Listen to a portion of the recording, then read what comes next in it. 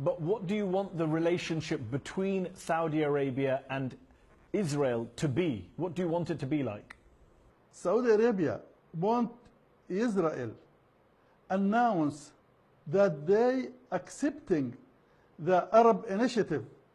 Then we can discuss with Israel, maybe Palestinians discuss with Israel, and Saudi Arabia support that. We don't like Israel become isolated in the area. We don't like Israel become fighting the Palestinian and Palestinian fighting them, and we are fighting them. We have to cooperate together. This is my idea about that. Ruler Jibril, he says he wants peace with Israel. He wants them to accept the Saudi peace plan of 2002, and he's worried about Iran destabilizing the region. So he's talking to Israeli people, Israeli officials. What's wrong with that? There's nothing wrong with that. Actually, it's great that now the Saudis are trying to talk, except the Saudis don't understand two things. One is Iran has a role in destabilizing the region, but they have a bigger role in destabilizing the region. Look what we are seeing. Who has a bigger role in? Saudi Arabia.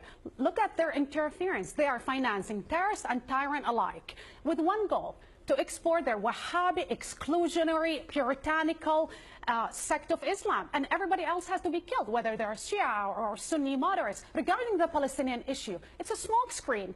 The Israelis have spoken, General, and have spoken clearly. And in a democracy, and I know that you don't maybe understand how democracy works, it's very clear. When people vote for a government and decided for the Netanyahu government, and the Israelis voted for that government doesn't want any peace initiative, not the American one, let alone the Saudi one. Let General Eshki respond.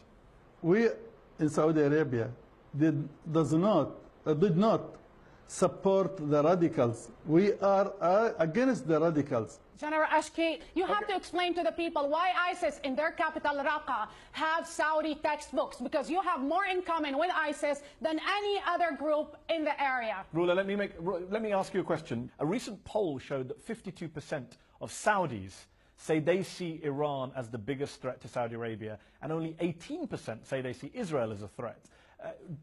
So what would you say to those who say that General Eshki, when he reaches out to Israel against Iran, he's simply reflecting Saudi public opinion? He's doing what his people want. But this is what Saudi have been trying to do since the beginning of their establishment, that their form of Islam is the only legitimate path to God.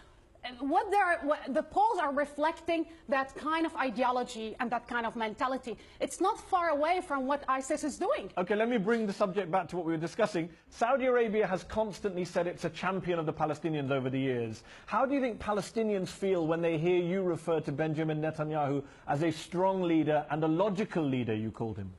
I told about him a strong leader and logical leader because that means not strong against Arabs, but I said he is strong in his country. He can announce about that, because the fanatics in Israel, the radical in Israel, when they accept the initiative, all the Israeli will accept that. Let's let the smoke screen aside. You are actually dialoguing with a right-wing government who's oppressing Palestinian peoples, negating them any kind of rights, that is actually very vocal about annexing the whole land. General, what you are doing is actually selling out the Arab cause, the Palestinian cause, in the name of one thing: Wahhabism and anti-Shiite sentiment.